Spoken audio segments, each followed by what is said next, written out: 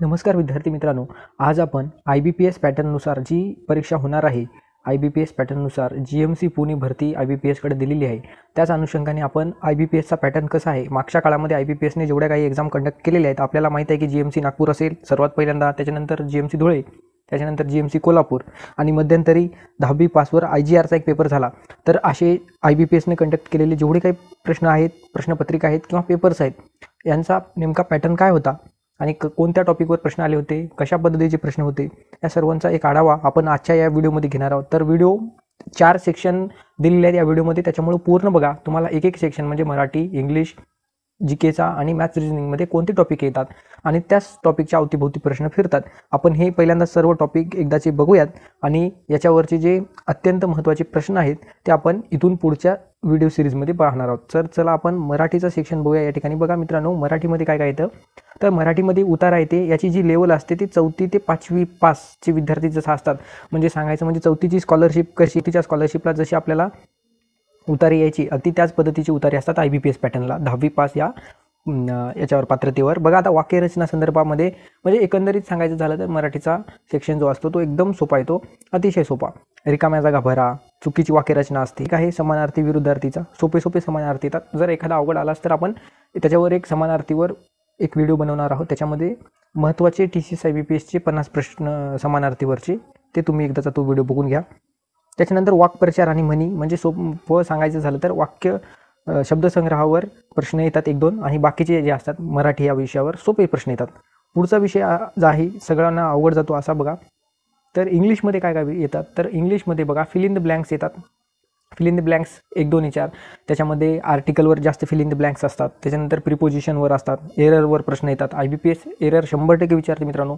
3 ते 4 एररवर प्रश्न हमखास येतात म्हणजे येतात. त्याच्यानंतर सेंटेन्स इम्प्रूव्हमेंट असते, परंतु सोपं असते. टीम्सवर प्रश्न हमखास येतात. त्याचसोबतच इडियम्स फ्रेजेसवर 2 प्रश्न येतात. म्हणजे इथं सांगायचं झालं तर इंग्लिशची जी व्होकॅब्युलरी आहे त्याच्यावर 2-4 प्रश्न येतात, नक्की 5 प्रश्न येतात जवळजवळ, सिनोनिम्स अँटोनिम्स धरून. IBPSचे महत्त्वाचे टॉपिक बघा आता.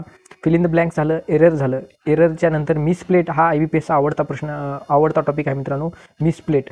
त्याच्यामध्ये स्पेलिंग एररचे प्रश्न येतात. तर इंग्लिश याच्यामध्ये अजून विरामचिन्ह आपण मराठीत म्हणतो, त्याच पद्धतीनं पंक्च्युएशन मार्कवर सुद्धा प्रश्न येतात. 1 किंवा 2 क्वेश्चन येऊ शकतात. त्यानंतर इंग्लिशमध्ये पॅसेजसुद्धा असतो मित्रांनो, पॅसेजवर सुद्धा प्रश्न येतात. पॅसेजवर जवळजवळ 5 प्रश्न येतात. IBPS पॅसेज हमखास विचारतं आणि त्याच्यावर 5 प्रश्न असे येतात आणि पॅसेज सोपा असतो मित्रांनो. त्याच्यानंतर पॅराजंबलसुद्धा असते IBPSला. पॅराजंबलवर सुद्धा IBPS 5 मार्क विचारते आणि जे की सोपं असते. इंग्लिशमध्ये फक्त एरर, फिल इन ब्लँक्स आणि जी व्होकॅब्युलरी असते IBPSची ती थोडीशी टफ असते. बाकी कॉम्प्रिहेन्सिव्ह पार्ट सोपा असतो, जसं की पॅसेज असेल. त्याच्यानंतर PQRS ज्याला आपण पॅराजंबल म्हणतो. तर पुढचा घटक बघूयात आपण. पुढचा घटक आहे या ठिकाणी बुद्धिमत्तेचा, आणि या बुद्धिमत्तेमध्ये जसं की आपण ज्याला रिजनिंग म्हणतो, रिजनिंगमध्ये अक्षरमाला, सिलॉगिझम, सहसंबंध, नातेसंबंध याच्यावर 1-1, 2-2 प्रश्न येतात आणि ते इझी असतात, जास्त काय हार्ड नसते. हार्ड असते तर मॅथ, कारण टायमिंग कमी असतो आणि टायमिंग कमी असून मॅथचे जे क्वेश्चन असतात आपल्याला दिलेल्या टायमिंगमध्ये सुटत नाहीत, जसं की सरळ व्याज, चक्रवाढ व्याज. त्याच्यानंतर रेल्वेवर प्रश्न असतात, सरासरी वेग वेळ अंतरावर असतात, नफा तोट्याची शिकडेवारी काढायला विचारतात आपल्याला कधी कधी, काळ काम याच्यावर प्रश्न येतात. त्याच्यानंतर गुणोत्तर प्रमाणावर सुद्धा, मिक्सचर आणि ॲलिगेशनवर सुद्धा येतात कधी कधी IBPSला प्रश्न. अजून एक टॉपिक आहे तो म्हणजे बोट आणि प्रवाह. तर IBPS बोट, प्रवाह याच्यावर सुद्धा प्रश्न विचारतं मित्रांनो. तर मॅथ्ससाठी आपल्याला काय करायचं, तर मॅथला आत्तापर्यंत TCS IBPSने जेवढ्या परीक्षा घेतल्यात त्याच्या ज्या प्रश्नपत्रिका आहेत आपल्या टेलिग्राम चॅनलवर सुद्धा आहेत. तुम्ही तलाठी भरती 1 मिनिट, तलाठी भरती 2025 असं चॅनल आहे. टेलिग्राम चॅनलची लिंक डिस्क्रिप्शनमध्ये दिलेली आहे. तिथून तुम्ही जाऊन टेलिग्राम चॅनल जॉईन करा, जेणेकरून TCS IBPSचे जेवढे काही प्रश्न असतील महत्त्वाचे आणि TCSच्या प्रश्नपत्रिका आपल्याला या चॅनलवर मिळून जातील. तर पुढचा शिक्षण आपण बघूयात मित्रांनो. मॅथ्स रिजनिंग सुद्धा झालेलं आहे आता, आणि शेवटचा महत्त्वाचा राहिलेला आहे तो म्हणजे GKचा पार्ट. तर IBPS GK नेमकं कसं विचारते बघा. जास्त वेटेज असते ते म्हणजे करंट अफेअर्सला. 7 ते 8 प्रश्न करंट अफेअर्सवर असतात आणि लेटेस्ट चालू घडामोडी विचारतात. म्हणजे जसं की 15 दिवस परीक्षा आहे, 15 दिवसाखालची सुद्धा विचारतात. म्हणजे आज जर एक्झाम असेल तर आजच्या 15 दिवसाखालची सुद्धा घटना ते विचारू शकतात. एवढं करंट अफेअर्स याच्यामध्ये विचारतात IBPSला. त्याच्यानंतर बघा महाराष्ट्रातील धरणांवर प्रश्न येतात, नेहमी येतात. हा फिक्स पॅटर्न आहे आणि ओरिजिनल पॅटर्न आहे. तुम्ही मागचे जेवढ्या मित्रांनी तुमच्या पेपर दिलेत IBPSचे त्यांना विचारा, किंवा एक झलक यूट्यूबवर बघा, GMC Nagpur, GMC Dhule, GMC Kolhapur, तुम्हाला लगेच कळेल.